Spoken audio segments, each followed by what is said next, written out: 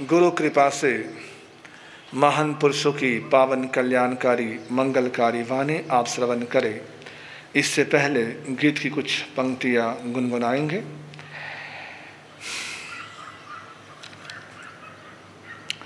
प्रभु नाम सिमर सुख पाएगा, प्रभु नाम सिमर सुख पाएगा। मत भूल मनुष्य पछताएगा, मत भूल मनुष्य पछताएगा। प्रभु नाम सिमर सुख पाएगा, प्रभु नाम सिमर सुख पाएगा।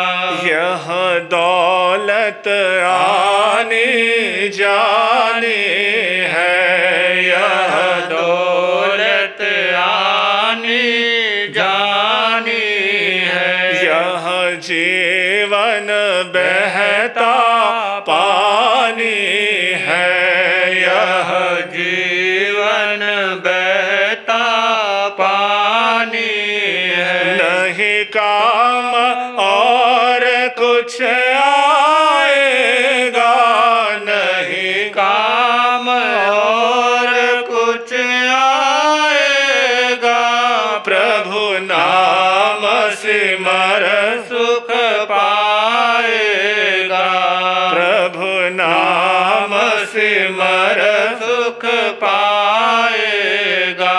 काया 2 दिन की माया है, काया 2 दिन की माया है।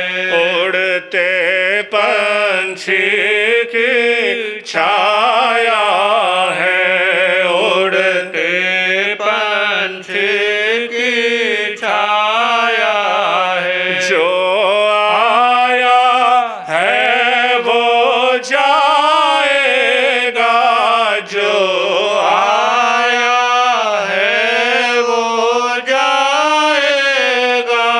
प्रभु नाम सिमर सुख पाएगा, प्रभु नाम सिमर सुख पाएगा। मत भूल मनुष्य पछताएगा, मत भूल मनुष्य पछताएगा। प्रभु नाम सिमर सुख पाएगा, प्रभु नाम सिमर सुख पाएगा। यह झूठा तेरा मेरा है, यह झूठा तेरा मेरा है। तू प्रभु का है, प्रभु तेरा है, तू प्रभु का है, प्रभु तेरा है। प्रभु बोलत ही तर जाएगा, प्रभु बोलत ही तर जाएगा।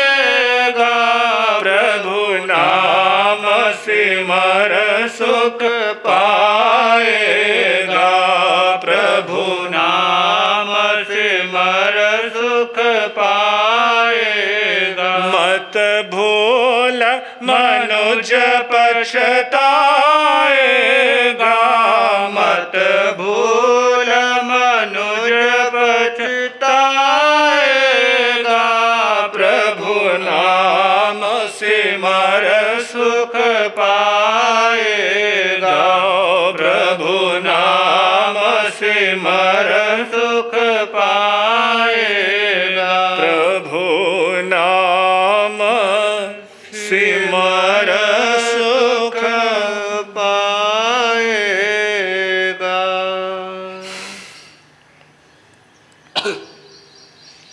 गीत के माध्यम से कवि ने हम सबको प्रेरणा दी। प्रभु नाम सिमर सुख पाएगा, मत भूल मनुज पछताएगा। प्रभु का नाम स्मरण, प्रभु का भजन, प्रभु का कीर्तन, इसके बिना जीवन अधूरा है, अपूर्ण है। हाथी बिना दांतों के बेकार है, वृक्ष बिना फलों के बेकार है। ठीक वैसे ही मनुष्य बिना भजन के व्यर्थ है, बेकार है।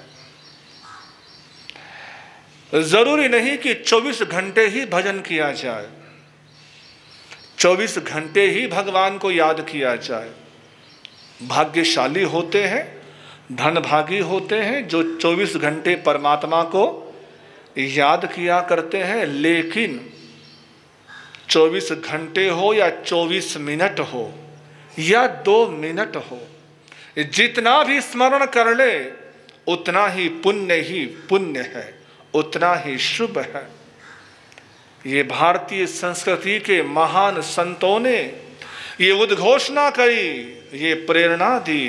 एक घड़ी आदि घड़ी, आदि में पुण्य आदि, एक घड़ी आदि घड़ी, आदि में पुण्य। तुलसी संगत साधु की, कटे कोटि अपराध प्रभु जी, कटे कोटि अपराध। संत कहते हैं एक घड़ी आदि में पूर्ण आदि, यानी आधे क्षण से भी, आधे क्षण भी यदि परमात्मा का स्मरण कर लेते हो, ध्यान कर लेते हो, तब भी करोड़ों करोड़ों पाप नष्ट हो जाते हैं, धुल जाते हैं, समाप्त हो जाते हैं, खत्म हो जाते हैं। थोड़ा सा सिमरण भी बहुत कुछ हमें फायदा दे जाता है। इसलिए एक दिन मैंने कहा था कि गुरुदेव ने फरमाया है कि 108 बार गिन सको तो अच्छी बात है, ना गिन सको तो 100 बार गिन लो, 80 बार गिन लो, 50 बार गिन लो, 10 बार गिन लो, 5 बार गिन लो, 3 बार गिन लो, और लास्ट में एक बार तो भगवान का नाम ले लो, एक बार तो नवकार मंत्र गिन लो, एक बार तो अपने आराध्य को, परमात्मा को शीश नवा लो। और जो एक बार भी भगवान को याद ना करे वो चुल्लू भर पानी में। उस आदमी का कोई जीना है, उस आदमी की कोई जिंदगी है जो एक बार भी भगवान को याद ना कर सके, एक बार भी भगवान का नाम ना ले सके। किसी ने बड़ी सुंदर पंक्तियां लिखी थी, हर खुशी लोगों के दामन में पर हंसी के लिए वक्त नहीं। हर खुशी लोगों के दामन में पर हंसी के लिए वक्त नहीं। दिन रात दौड़ती इस दुनिया में जिंदगी के लिए वक्त नहीं। दिन रात दौड़ती इस दुनिया में जिंदगी के लिए वक्त नहीं। सारे नाम मोबाइल में है पर दोस्ती के लिए वक्त नहीं। सारे नाम मोबाइल में है पर दोस्ती के लिए वक्त नहीं। गैरों की बात क्या करे, अपनों के लिए वक्त नहीं। गैरों की बात क्या करे, अपनों के लिए वक्त नहीं। बड़ा शोर हो रहा है। गैरों की बात क्या करे, अपनों के लिए वक्त नहीं। आंखों में है नींद बड़ी पर सोने का वक्त नहीं।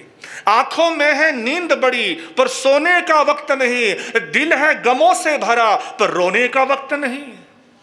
दिल है गमों से भरा पर रोने का वक्त नहीं। पैसे की दौड़ में ऐसी दौड़, पैसे की दौड़ में ऐसी दौड़ कि रुकने का भी वक्त नहीं।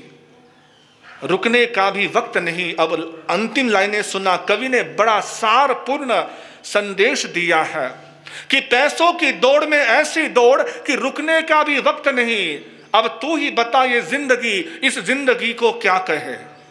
अब तू ही बता, ये जिंदगी, इस जिंदगी को क्या कहे? जिस मालिक ने वक्त दिया उस मालिक के लिए वक्त नहीं, जिस मालिक ने वक्त दिया उस मालिक के लिए वक्त नहीं।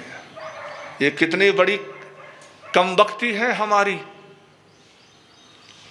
बदकिस्मती है हमारी कि जिस मालिक ने हमें सब कुछ दिया, वक्त दिया, उसी मालिक को जपने का हमारे पास वक्त नहीं है, वक्त नहीं है। मैं इसीलिए तो हमारे ऋषि मुनियों ने कहा और मैंने अभी कहा कि जरूरी नहीं कि हमेशा जाप करो, एक बार नाम जप लो तब भी बहुत है, तब भी काफी है, लेकिन एक बार तो जरूर जपना चाहिए, एक बार तो जरूर पढ़ना चाहिए। याद है ना आपको, यदि बूंद बूंद इकट्ठी की जाए तो बूंद बूंद से घड़ा भर जाया करता है, सागर हो जाया करता है। आप सोचोगे एक बार जपने से क्या होगा? बहुत कुछ होगा। थोड़ा थोड़ा जपने से ही बहुत कुछ लाभ मिलेगा, बहुत कुछ फायदा मिलेगा। घास का ढेर कितना ही रखा हुआ हो, कितना ही पड़ा हुआ हो, उस घास के ढेर को जलाने के लिए एक छोटी सी तीली ही काफी है।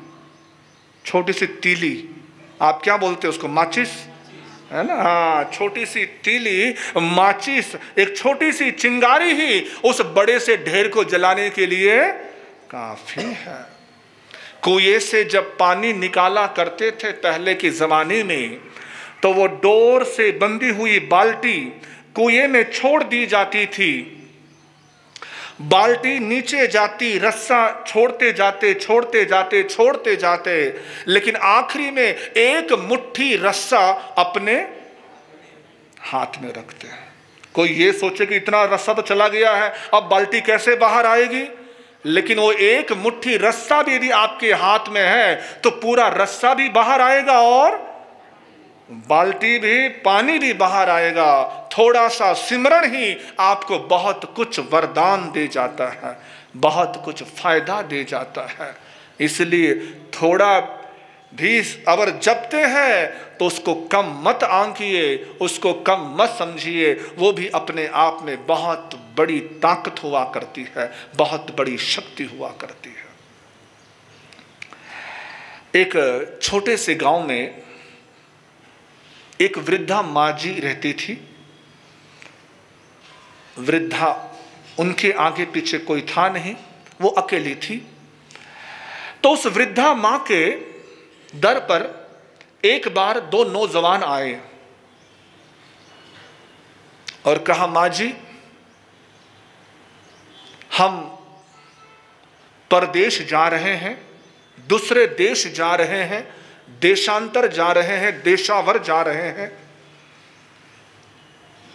इस गांव में अब शाम होने को है, हम चाहते हैं रात्रि विश्राम के लिए जगह मिल जाए, तो बड़ी आपकी मेहरबानी होगी, कृपा होगी। पहले की संस्कृति, पहले का वो जमाना, जिस युग में यदि कोई द्वार पर आया है तो उससे केवल व्यक्ति ही नहीं माना जाता था, बल्कि उससे भगवान माना जाता था। तभी तो हमारी संस्कृति में मातृ देवो भव, पितृ देवो भव, आचार्य देवो भव, और उसके बाद किसी को देवता कहा है तो वो अतिथि देवो भव। अतिथि को देवता माना जाता था, मेहमान को भगवान माना जाता था कि मेहमान आया है यानी हमारे द्वार पर भगवान आया है। अतिथि देवो भव, मेहमान को भगवान माना जाता था। ये कहावत आती है, घर आया माँ जाया एक बराबर। घर आया माँ जाया, यानी जैसे माँ ने मुझे जन्म दिया है, वैसे जो द्वार पर आया है उससे भी मेरी माँ ने ही जन्म दिया है, यानी मेरा भाई है, मेरे अपने हैं। ऐसी संस्कृति रही है हमारी भारत की। माँ ने कहा, बेटा आजा, क्या दिक्कत है, आजा अंदर, घर बहुत बड़ी जगह है, जगह ही जगह है, हमारे पास कौन सी कमी है, तू आजा अंदर, रुक जा।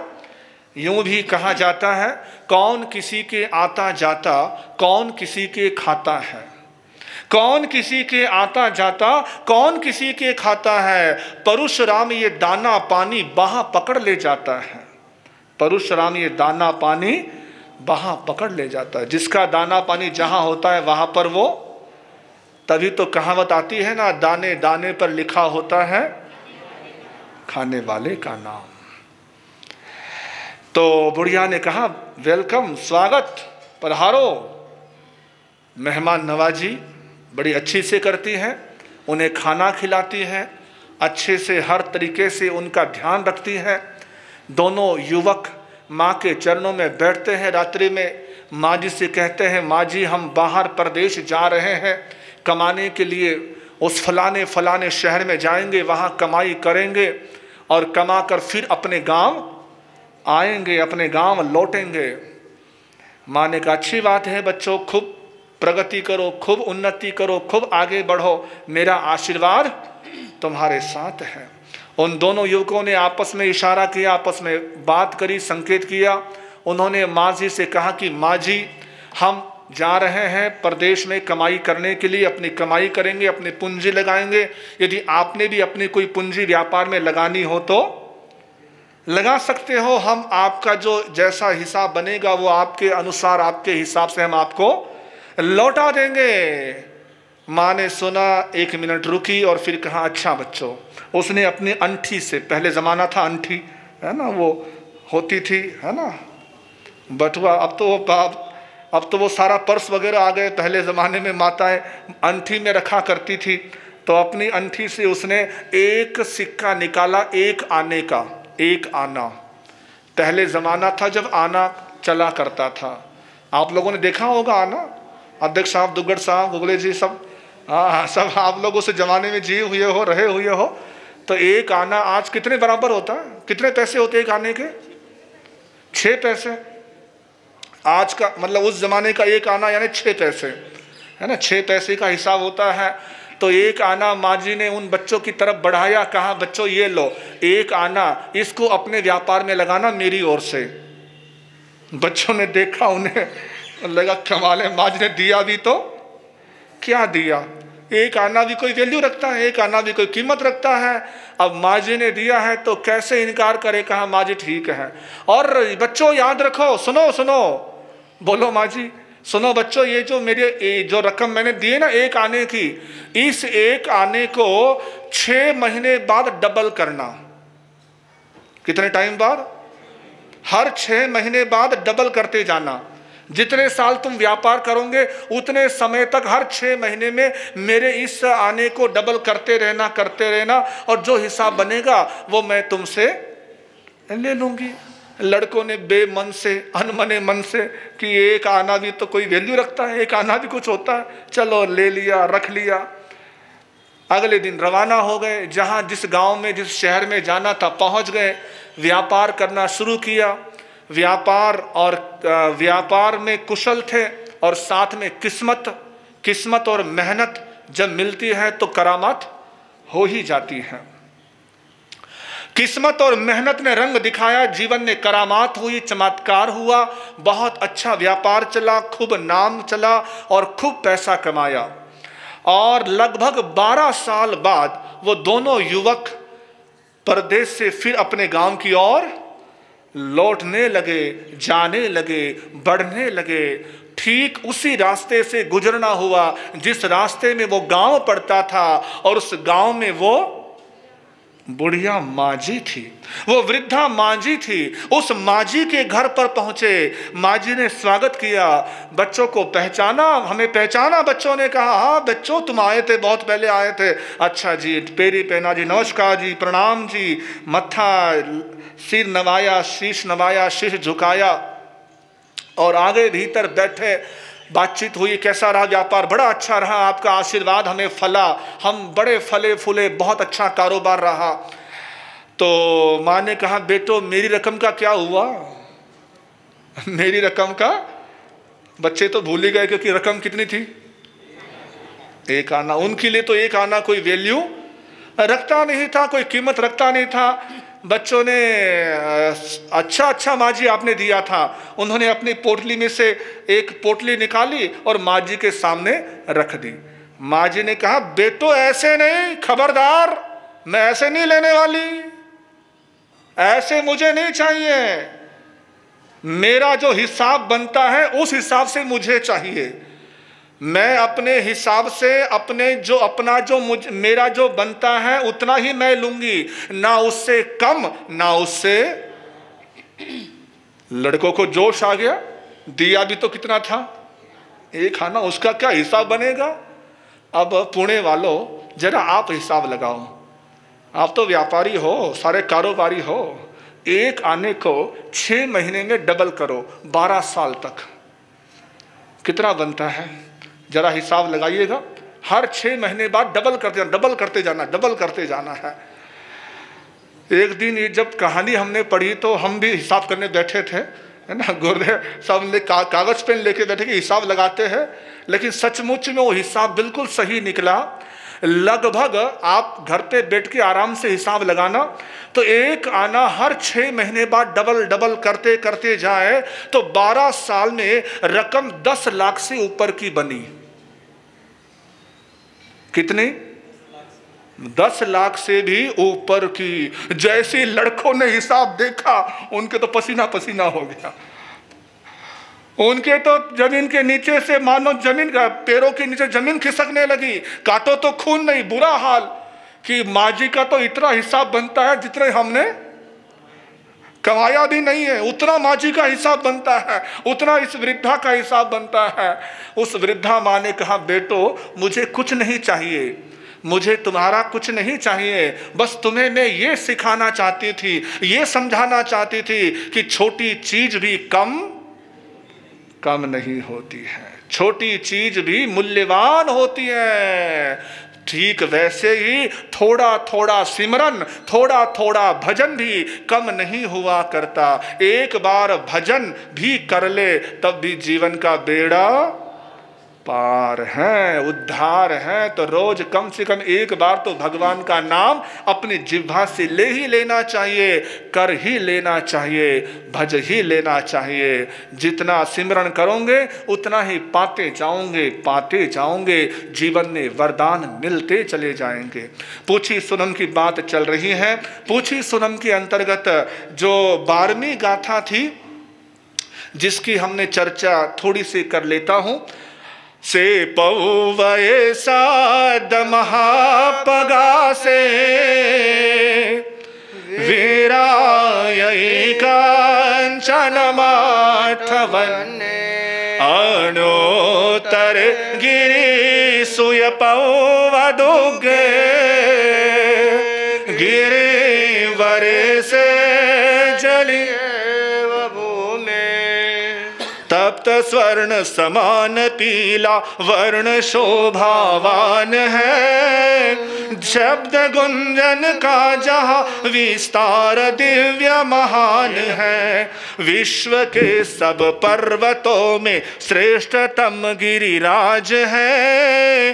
दीप्त भौम समान उज्ज्वल तेज का शुभ राज है। दीप्त भौम समान उज्ज्वल तेज का शुभ राज है। आचार्य सुधर्मा मेरू पर्वत की ही चर्चा कर रहे हैं और उसी चर्चा को आगे बढ़ाते हुए वो कहते हैं कि जैसे से पव्वये सद्द महप गासे, वो जो मेरू पर्वत है वो अत्यंत शोभायमान है और अनेकों नामों से जो प्रसिद्ध है, जग विख्यात है।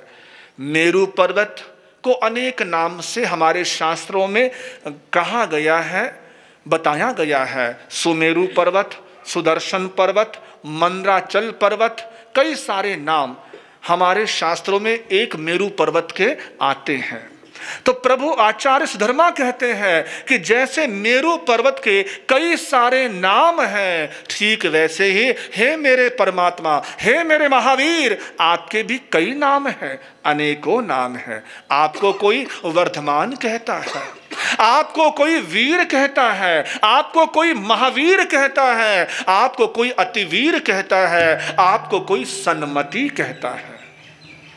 ऐसे अनेक नाम किनके हैं?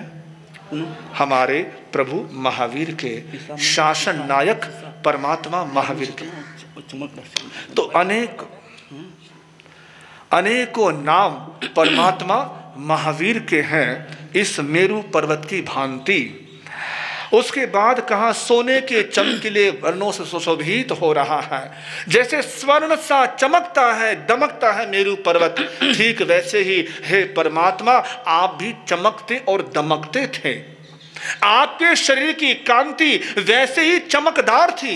आपके चरणों में झुकने वाला देवता का मुकुट भी आपके नख की आभा से दीप्तिमान हो जाता था।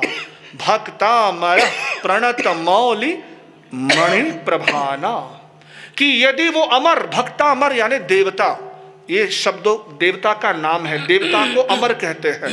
तो अमर रूपी जो भक्त हैं, जो देव रूपी जो भक्त हैं, प्रणत मौली मणि प्रभाना, जब आपके चरणों में नमन करते थे तो आपके नख की आभा से उनका मुकुट चमकने लगता था, दमकने लगता था।